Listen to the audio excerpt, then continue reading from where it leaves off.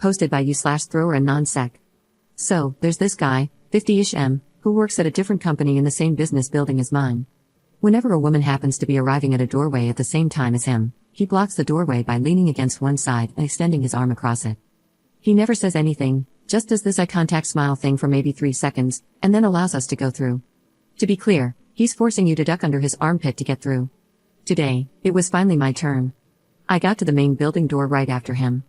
Instead of holding it open so it didn't close in my face like most people do, he just held it open and stood there with a smug smile. It made me nervous, so I said, can I please enter the building? I need to clock in. He responded with a sarcastic wow, geez, fine, sorry before stepping aside, still holding the door open for me. I then said, stop doing that, we all hate it, and just went in. As soon as I turned the corner from the lobby, I half ran to the stairwell so I wouldn't have to share the elevator with him.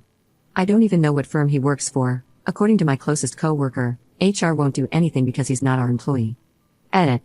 A male colleague helped us figure out which company he works for by following him up the elevator when he was coming back from lunch. It turns out it's a law office on a higher floor.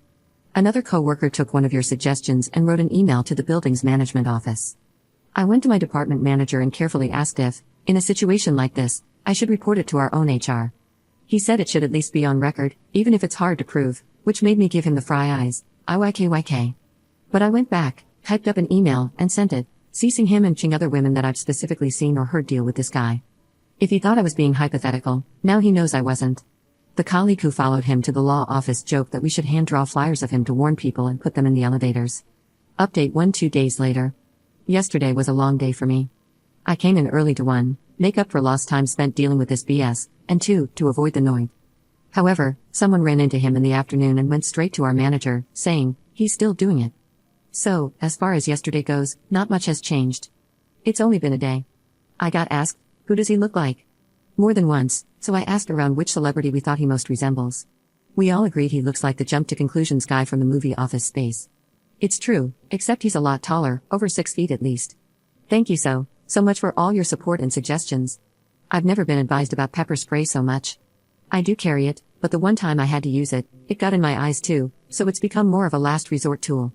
I told everyone in the bullpen about whipping out our phones and taking a picture or video, including those who might notice from a distance. In the moment, I think a lot of us kind of freeze up. I did, so having a plan of action ahead of time really helps. I took someone's suggestion about wearing huge headphones. The theory is that because people who wear those are in their own little world, it's acceptable to show no concern, which makes attention seekers feel less significant. So I wore mine today and arrived at my normal time, but no one was hanging around the main entrance. I'm not sure if that's because of the email or not. It's probably too early to hear of any official steps being taken. But I did feel kind of young and cool on the light rail. Way more comfortable than my AirPods. Several folks asked about what I wrote in the email, so here's a copy-paste of it, with identifying details omitted or changed. I'll post another update when more happens, hopefully today. I keep rereading the email, and my stomach keeps flipping over and over like I'm a kid about to get in huge trouble, vomit-face emoji. 2. HR department at the law offices of blank and blank. I'm writing on behalf of myself and several employees at Call Center Company, located on the 3rd floor of our shared building, to inform you about some workplace harassment we have been experiencing. For several weeks now, an employee at your firm has been intentionally intimidating women by interrupting their path of travel to and from our offices by blocking the doorway with his body in order to force an interaction. He will not move aside until some kind of verbal exchange has happened. He only does this with women, as far as we've observed and documented, which makes us inclined to call this intimate harassment. This behavior is of course unacceptable. This individual creates a very uncomfortable work environment, despite being in different organizations on different floors. He will often be the first interaction of the day, as he seems to linger around the main building lobby and entrance in the mornings. He will also do this with the elevator doors by stalling them from closing or blocking access to the button panel. This has been setting a tone that interferes with having a secure working experience. Many of us have made multiple attempts to address the issue with this person directly, including myself, who told him firmly that we do not like it when he does this. We are requesting that your firm take immediate action to investigate and address this issue. This has already been discussed with our department manager and HR department, and they are looking forward to hearing from yours. I have CC'd them on this email, as well as the XYZ Plaza building manager. It is fair to assume that with 6 different organizations sharing the same building, our employees are not the only ones experiencing this. Please inform us when Call Center Company can expect to see the results of your investigation, and what measures will be taken to ensure that this type of behavior does not happen again in the future. We hope that this issue can be resolved quickly, and that appropriate actions will be taken to ensure that all employees working in XYZ Plaza feel safe and respected as we all make our way to and from our offices. Sincerely with gratitude, Up. Okay, I have to get back to work. I will update later on. Update 6 days later. Oh boy, I've never gotten this much traffic from a post before. Mostly, it's been positive, with all the support, suggestions, input, and reminders I've received over the last several days. So many comments have helped me turn my anger into power. I've been riding a high from them and from that email. I've never done anything like that before, and I'm so appreciative of the support and validation that I did the right thing. Here's how the week has been going. Monday, no one saw the Noid, which is what I've been calling him. I arrived 15 minutes early just in case. I was afraid he would confront me, angry because he'd gotten in trouble. But no, the lobby was empty, and I was the first person to arrive at the office that day. Later, when I was in the break room, a colleague who sits in the bullpen near me said, "This is the first time in months I haven't had to deal with him in some way or another."